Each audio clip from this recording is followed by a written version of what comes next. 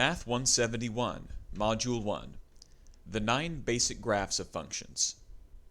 We'll begin with constant functions. These are functions that are called zero power functions because they have no x in them. For example, one constant function might be y equals 5. To graph this function, we draw a horizontal line where y equals 5. So no matter what x we have, y will always be 5. The graph will cross through 0, 5, and cross through 4, 5, and always stay at the value 5. There are other functions of this form, such as x equals 5. This will give you a vertical line. But remember that a vertical line is not a function. Therefore, we won't include it in this discussion.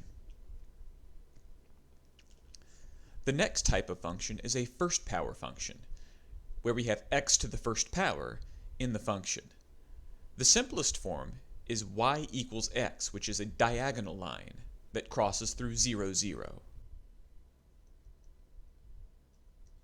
However, we can modify this line. The general form of a linear function is y equals mx plus b, where m is the rate of change, and b is the y-intercept. So we can modify how steep the line is by changing m, and modify where it crosses the y-axis by changing b. Another type of function is a quadratic function. These are second power equations and are of the form y equals x squared. A function that contains x squared as the highest power is considered second power. The simplest version is simply y equals x squared without any modifiers, and this puts a curve on the graph, or a parabola. This graph will touch the y-axis at 0, 0, and this will be a minimum. The general form for a quadratic function, however, is this: y equals a times x minus h squared plus k. This is also called transformation form.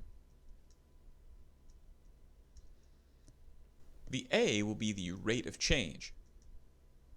This is sometimes referred to as the vertical stretch. The higher the a is, the faster this graph will go up toward infinity. The value of h is the horizontal shift, and the k will be the vertical shift. By changing h and k, we can move this minimum left, right, up, and down. Also, by changing the sign of a, we can invert the parabola. The minimum will become a maximum if a is negative.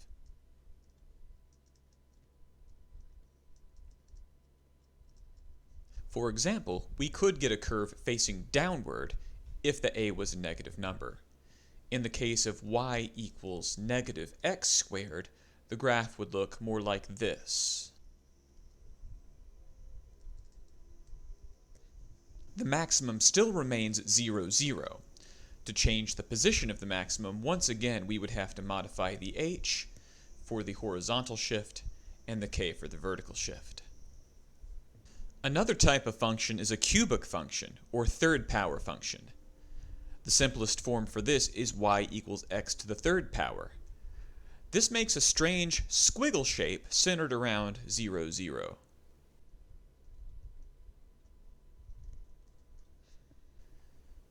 If you want to get this shape, your general form will look like this: y equals a times x minus h to the third power plus k.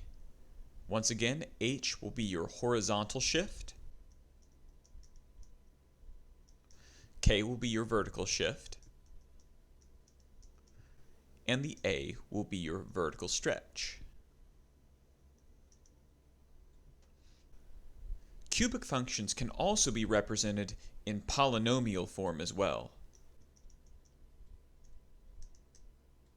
which might look a little bit more like this: y equals a times x minus h times x minus g, for example, times x minus f, where h, g, and f can all be different numbers that represent the x-intercepts.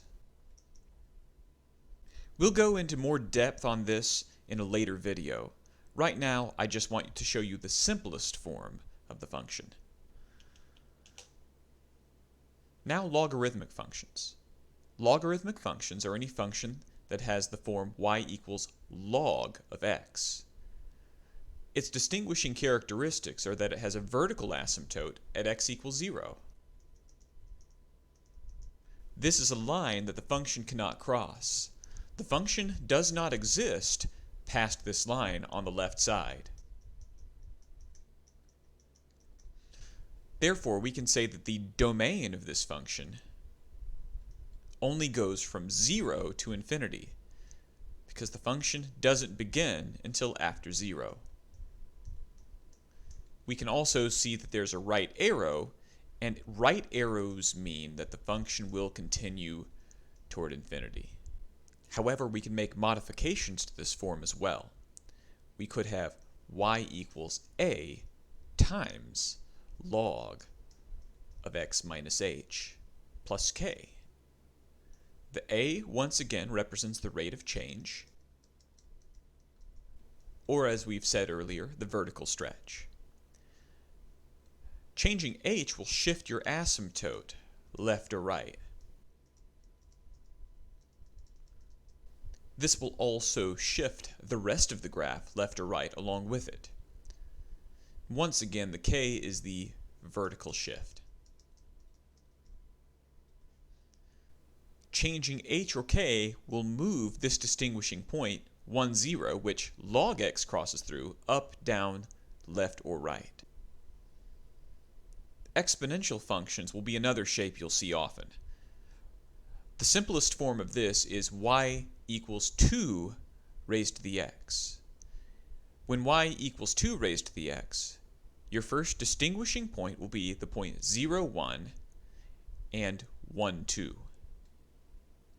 You will also have a horizontal asymptote at y equals 0.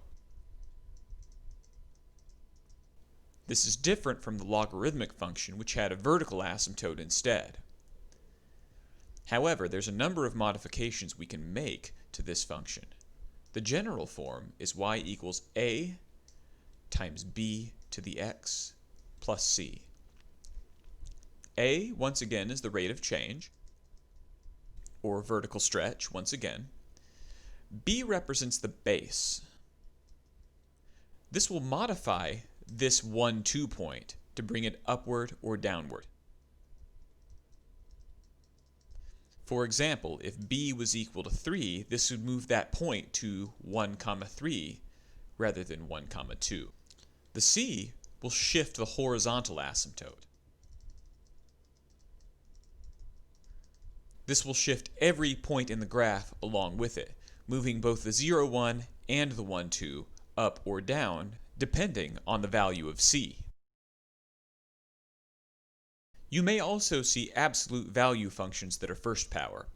It is possible to put second or higher power inside of these bars, but for this class we'll just use first power.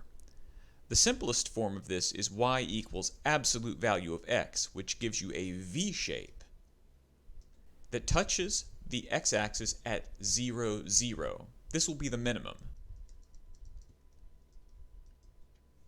You also have two lines going left and right, but never going below the x-axis. However, the general form looks like this. Y equals a times absolute value of x minus h plus k. Once again, a is the rate of change, or vertical stretch. X, once again, is the horizontal shift. And k, once again, is the vertical shift. Like the other functions we've seen, if a is negative, this will invert the picture.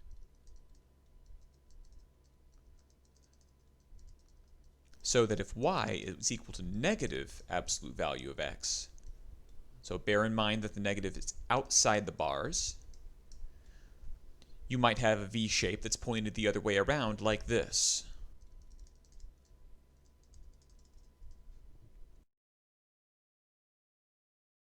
You may also see square root functions.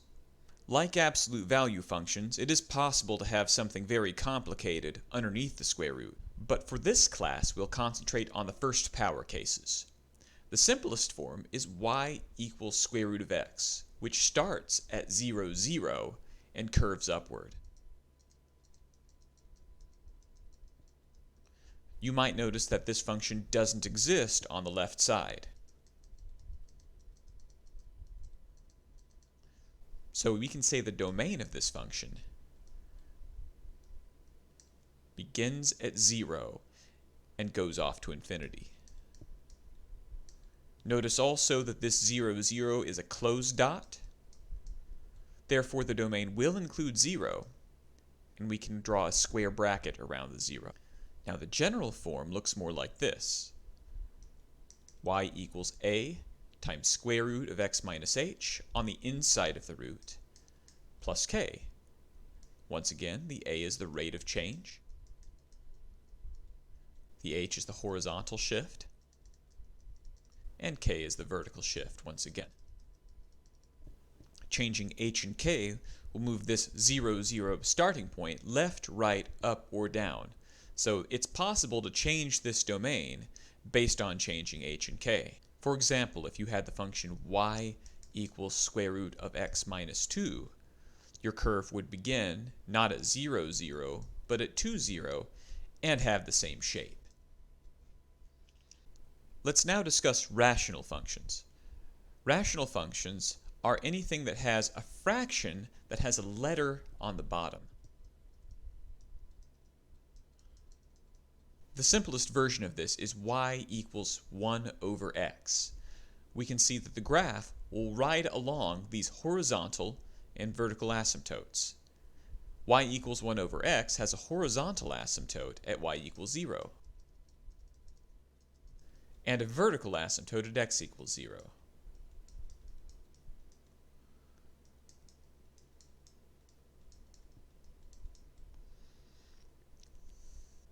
If you want to preserve this same general shape, we can have a general form of y equals a over x minus h, where once again a is going to be the rate of change,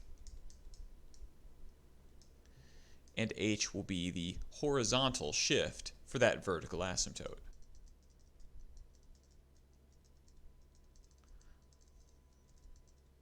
Now, it is possible to have very complicated rational functions indeed.